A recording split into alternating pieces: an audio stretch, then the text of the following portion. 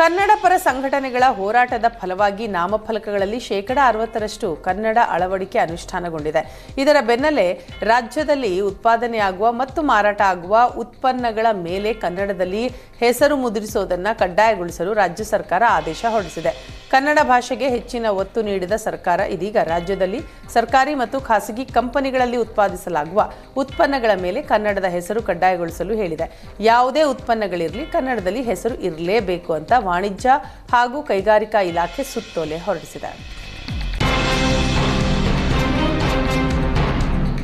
ರಾಜ್ಯದಲ್ಲಿ ಕ್ಷಿಪ್ರ ರಾಜಕೀಯ ಬೆಳವಣಿಗೆ ಆಗೋದಿದೆ, ಅದರ ಮುನ್ಸೂಚನೆ ನೀವು ನೋಡ್ತಾ ಇದ್ದೀರಿ ಅಂತ BY ವಿಜೇಂದ್ರ ಹೇಳಿದ್ದಾರೆ. ಆಡಳಿತ ಪಕ್ಷದಲ್ಲಿ ಸಿಎಂ ಪಟ್ಟಕ್ಕೆ ಪೈಪೋಟಿ ಹೆಚ್ಚಾಗ್ತಾ ಇದ್ದು, ಸಿದ್ದರಾಮಯ್ಯ ರಾಜೀನಾಮೆ ಕೊಡಬೇಕು, ನಾನು ಸಿಎಂ ಆಗಬೇಕು ಅಂತ ಅನೇಕರು ಕಾಯ್ತಾ ಇದ್ದಾರೆ. ರಾಜ್ಯದಲ್ಲಿರೋದು ತಾಲಿಬಾನ್ ಸರ್ಕಾರ, ಹಿಂದೂಗಳಿಗೆ ಬೆಲೆ ಇಲ್ಲ ಅನ್ನೋ ಪರಿಸ್ಥಿತಿ ಇದೆ. ಇನ್ನು ಬಿಜೆಪಿಗೂ DK ಶಿವಕುಮಾರ್ ಯಾವುದೇ ಸಂಬಂಧ ಇಲ್ಲ. ಅಮಿತ್ ಶಾ ಜೊತೆ ಕಾರ್ಯಕ್ರಮದಲ್ಲಿ ಭಾಗಿಯಾದರೆ ಅವರು ಬಿಜೆಪಿಗೆ ಬಂದೇ ಬಿಡ್ತಾರೆ ಅನ್ನೋ ಚರ್ಚೆಗೆ ಅರ್ಥ ಇಲ್ಲ ಅಂತ ವಿಜೇಂದ್ರ ಹೇಳಿದ್ದಾರೆ.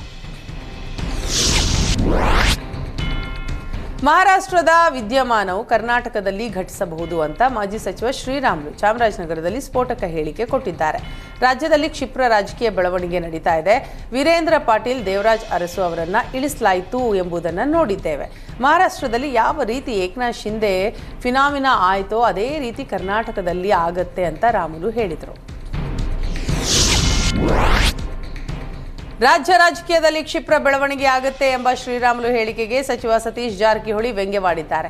ಯಾವಾಗ ಬೀಳುತ್ತೆ ಅಂತ ಅವರೇ ಡೇಟ್ ಹೇಳಬೇಕು. ಬಿಜೆಪಿಯಲ್ಲೇ ಒಳಜಗಳ ಇದೆ, ಕ್ರಾಂತಿ ಆದರೂ ಆಗಬಹುದು. ರಾಜ್ಯದಲ್ಲಿ ಶಿಂದೆ ಯಾರಾಗ್ತಾರೋ ಬಿಡ್ತಾರೋ ಗೊತ್ತಿಲ್ಲ. DKಶಿ, ಅಮಿತ್ ಶಾ ಭಾಗಿಯಾಗಿದ್ದು ಖಾಸಗಿ ಕಾರ್ಯಕ್ರಮದಲ್ಲಿ ಎಲ್ಲ ಪಕ್ಷದವರು ಹೋಗ್ತಾರೆ. ಹೋದ ತಕ್ಷಣ ಸರ್ಕಾರ ಬೀಳಲಿದೆ, ಮಾತುಕತೆ ನಡೆದಿದೆ ಅಂತ ಹೇಳೋದು ಆಗೋದಿಲ್ಲ. ಯಾರೂ ಪಕ್ಷ ಬಿಟ್ಟು ಹೋಗುವ ಮಾತಿಲ್ಲ. ನಮ್ಮ ಸರ್ಕಾರ ಗಟ್ಟಿಯಾಗಿರುತ್ತೆ ಅಂತ ಸತೀಶ್ ಜಾರಕಿಹೊಳಿ ಹೇಳಿದ್ದಾರೆ. ರಾಜ್ಯ ಗುತ್ತಿಗೆ ಶುಶ್ರೂಷಾಧಿಕಾರಿಗಳ ಪ್ರತಿಭಟನೆ 5 ದಿನಗಳಿಂದ ಫ್ರೀಡಂ ಪಾರ್ಕ್ನಲ್ಲಿ ನಡೀತಾ ಇದೆ. ಸಮಾನ ವೇತನ, ಖಾಯಂ ನೌಕರಿ ಸೇರಿದಂತೆ ವಿವಿಧ ಬೇಡಿಕೆಗಳಿಗೆ ಗುತ್ತಿಗೆ ನರ್ಸ್ಗಳು ಪ್ರತಿಭಟನೆ ನಡೆಸ್ತಾ ಇದ್ದಾರೆ. ಆರೋಗ್ಯ ಸಚಿವರು ಸ್ಥಳಕ್ಕೆ ಬರೋವರೆಗೂ ನಾವು ಎದ್ದು ಹೋಗೋದಿಲ್ಲ ಅಂತ ಅಹೋರಾತ್ರಿ ಪ್ರತಿಭಟನೆ ಮುಂದುವರೆಸಿದ್ದಾರೆ. ಸ್ಥಳಕ್ಕೆ ಪೊಲೀಸರು ಬಂದು ಪ್ರತಿಭಟನೆ ಕೈಬಿಡುವಂತೆ ವಿನಂತಿಸಿದರೂ ಜಾಗ ಖಾಲಿ ಮಾಡಲ್ಲ ಅಂತ ಪ್ರತಿಭಟನಾಕಾರರು ಪಟ್ಟು ಹಿಡಿದಿದ್ದಾರೆ.